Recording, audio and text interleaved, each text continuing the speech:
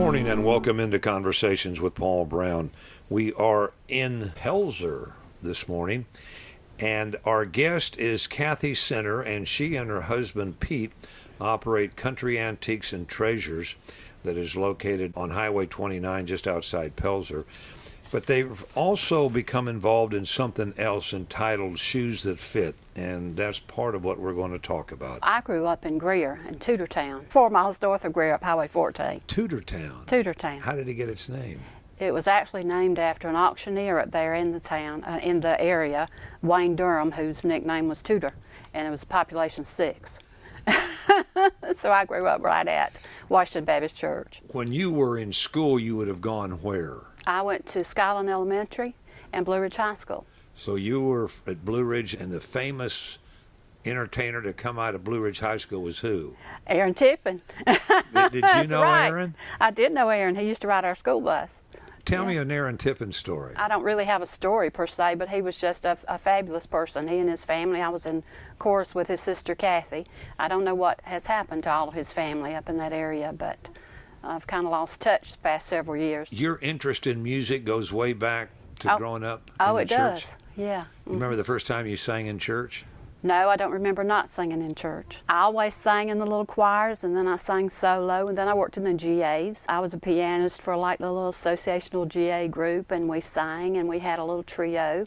We didn't have a name, but we sang in church, and then my best friend and I sang in high school, country music. Well, there's nothing. And at one point, that talent led you on to TV at Channel 16. Well, no, my son was minister music, correct. He was minister music over at one of the larger churches in Greenville.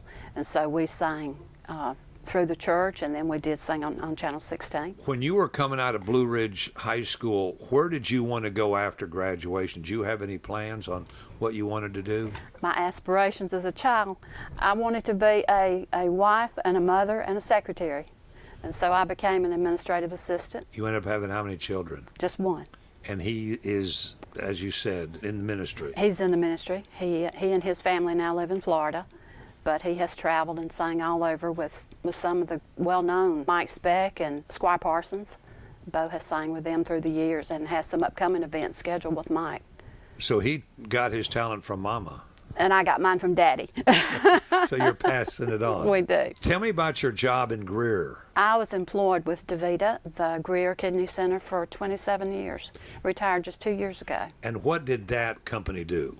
We provided dialysis, in-center hemodialysis. I guess you had your ups and downs. You got close to some of the patients, and you were helping them, and then they would pass on. Tell me a little bit about that. Well, you end up getting close to all your patients, because I always told some of the girls I worked with that that's a field, the medical field is a field you need to be called to by God so that you can give and be there, provide the patients what they need. So it was a very fulfilling, I loved my job. Just after 27 years, it became a little bit stressful. Tell me how you met your husband, Pete. Pete and I met at a singles club in Greenville.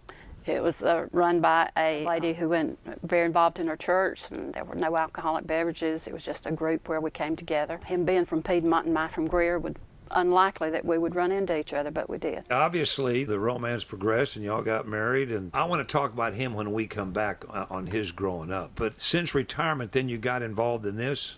Well, I did. We opened our business, Country Antiques and Treasures, in 2015. I wanted to give something back to the community. I felt like if we were going to own and operate a business and live in the community, we needed to give something back to the community. And this particular organization is an organization I had dealt with and worked with at DeVita. Was something that you had gotten involved with while you were working during your career? Mm-hmm. And the basis for that organization is what? Shoes That Fit is a 501c3 out of Claremont, California, that provides shoes to needy children. And they are located in 46 states right now. And with the Greer operation, how did you go about getting people involved to donate shoes when you were working? When we were working, one of the girls at the Greenville clinics actually managed the project, but we raised funds at our local facility, and then she went out and bought shoes for one of the particular schools in the area. There's several ways that the charity works. Like I work closely with the homeless coordinator of Anderson School District 1, and she provides me with a list of the children, first name only, sizes, and particular school that they're in. And tell me about the statistics in Anderson School District 1 with regards to kids who need shoes. Well, we have to start somewhere. So we started when I reached out and met Amber Montoya, who is the homeless coordinator for the school district, Anderson 1. They ended this year with a census of 261 children considered homeless in this area. In School District 1. School District 1. I'm sure there are a lot of people that didn't have a clue that there were any going to in Anderson School District 1. Well, the classification for homeless is kind of deceiving because they use the term homeless to identify children who are not in a traditionally structured home. So this could be a child who has been displaced because of a fire, or maybe they're living in a hotel. There are some families that live in campers.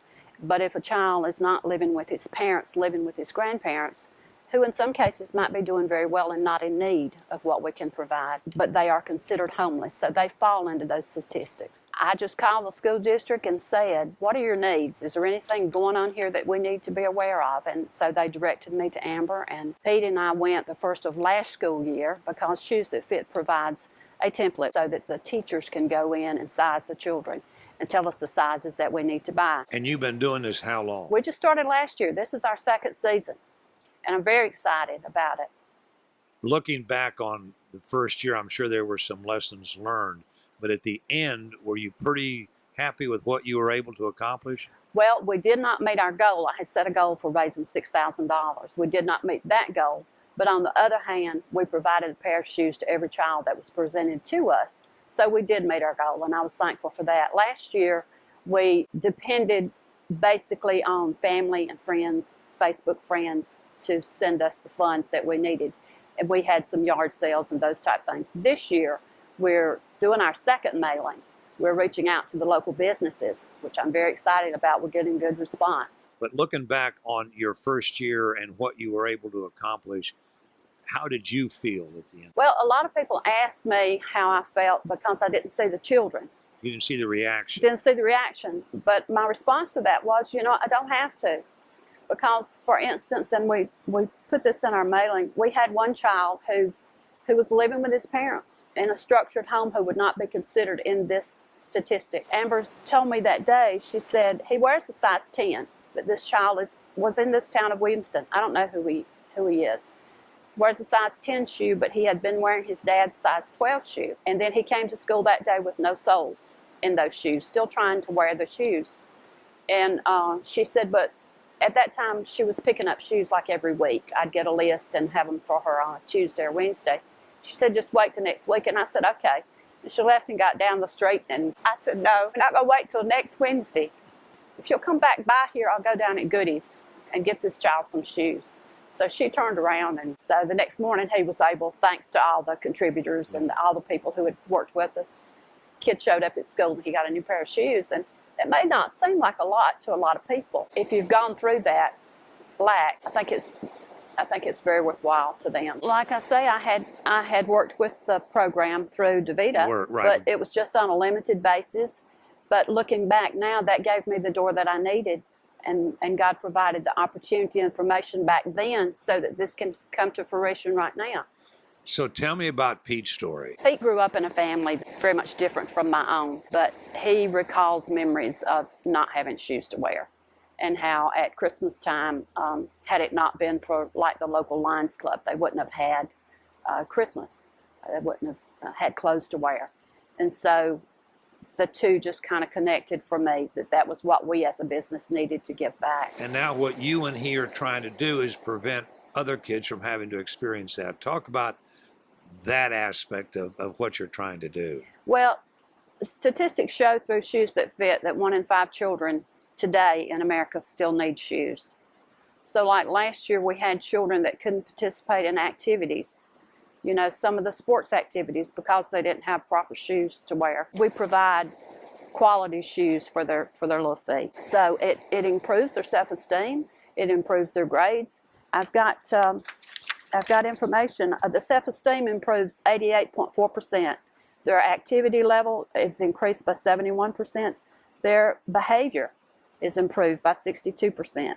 Their attendance rating increases by 44% just by having decent shoes to wear. That's amazing, isn't it? It really is. I mean, and to be honest, I'd never even thought about that. I mean, I guess a certain part of society just takes that for granted. I read somewhere not long ago where it said, act as if what you do makes a difference, because it does.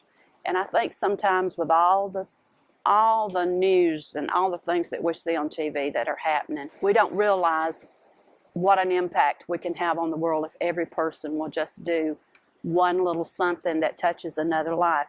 This year, we're getting a response from the local businesses. Last year, like I said, we provided the shoes with funds that came from people outside of this area, just from the girls that worked with us, their family and their friends. The local people were not responding that much to the need. This year, we've gotten a response from Ace Hardware, Gray Mortuary. The American Legion yesterday gave us a $1,000 donation. Ace Hardware gave us a $500 donation. Gray Mortuary, the Family Social Club, Steve Klaber and his family. And so already this year we've raised $24.75 in just a couple of weeks. So what excites me more about that is that people are acknowledging the need within their own town. I think that's very encouraging that the people in this area are beginning to acknowledge the needs that exist. Now, last year you not only handed out shoes, and tell me again how many, but there were other things that your organization was able to provide the students that didn't have. Right. At Christmas time, we wanted to do something. We had already provided over 100 pairs, probably 115, 120 pair of shoes. But at Christmas time, Amber said a lot of people are providing shoes, and they're going to be cold. They need winter gloves and, you know, the little toboggans, I call them. So we were able to provide 282 pair of gloves, 35 little toboggans. And then one of the church groups, the ladies crochet and make the little toboggans, and so they brought in 50, even in the school colors. Some of the school colors, they had made them, so that was exciting. Yeah. So this year I'm just hopeful that we'll be able to do even more. Our guest is Kathy Center, and we're talking about shoes that fit that she and her husband Pete have become involved with, helping out in Anderson School District 1. And when we come back, we'll chat some more with her.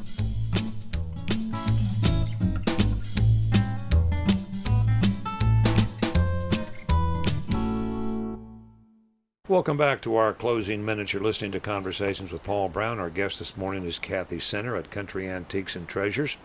By the way, their operation is located at 6610 Highway 29 North in Pelzer, just down the road from Carolina Flooring. You have been doing this for 1 year. Now you've got an idea of what you can accomplish and what you need. As you enter this new school year, what are your goals and how can people help? Well, our goal is just to meet the needs as they're presented to us. And like I say, that is our starting point at $261. I calculate times $30 a pair of shoe, which is what they averaged out to be. Sometimes we'll end up spending a little bit more, but I'm working very closely with the Shoe Carnival down on Anderson Boulevard. Sandy is down there, and he gives us the greatest deals he can come up with because he understands our purpose and what we're doing. Also work closely with Goodies down in Williamston. So what you're telling me is these kids that are getting these shoes are getting pretty cool shoes. Pretty cool shoes. If they want pink shoes, we get pink shoes. If they want a pair of black shoes, they get black shoes if we can find them. Whatever they request. And some of them simply do not care. We've gotten comment that I can run with these shoes, or you're the best shoe buyer I've ever seen, or there's just such little cards of gratitude. What you're asking is you don't need people to bring you shoes, because tell me how you best operate. Well, it has worked out best for them to make donations, and like I say, Shoes That Fit is a 501c3. If they want the tax benefit of that, they make their checks out or bring their cash in, and we send it to Shoes That Fit. We obtain 90% back of those funds. Of course, they have to keep a small percentage for their administration fee. But when the money comes back to us, we don't use any of it for anything other than shoes and to benefit the children. Helping you last year were two ladies that you want to give some credit to. I do. Joan Ragsdale of the Pink House and Beth Wilson and her husband Jack. Beth was a pharmacist here in Williamston, and Beth knows everybody, and she's recovering from an accident herself, so she's been at home this year addressing envelopes. We've beginning our second mailing. We're sending over 200 envelopes to people in the area, explaining our mission and our purpose and our goals. If people would like to make donations, they can stop My Country Antiques here or give their donations to either Pete or myself, mail their check made out to Shoes That Fit to 230 Addison Circle in Pelzer, South Carolina, 29669. That's Pete, the address of Pete and myself. Or they can stop in down at the Pink House and see Joan. For those that may not be aware, tell us what the Pink House is. The Pink House has been an antique shop here in town for many years. I think she and the Ragsdale family are well known in this area. And last year when we started this project, I just thought it'd be a good thing for us old antiquers to get together and do. And so Joan agreed, and she and Beth have been working just so faithfully with this project. And they're both more well known in this area than I am, so that's a benefit to me. But then when they find out Pete's involved, everybody knows Pete as well, so that has worked to our benefit. I'm just so thankful for the businesses that have turned out and the local individuals that have turned out. And maybe it just took time to get the program across. And the need, because when you talk about shoes, it's not something that readily comes to mind that kids need shoes. We just figured everybody that goes to school has got a decent pair of shoes, and that's not the case. It's not the case. No, it's not the case. You see that when she sends you a little list of the smaller children especially, but then you'll get a list from a high school where the older children just desperately need shoes, and it's heartbreaking, but we're just excited to be a part of it, and we're very appreciative of what the community is turning out to do, and all our friends and family. I consider it a successful project because last year, like I said, we met every need that came to us, and so that was success as far as I'm concerned.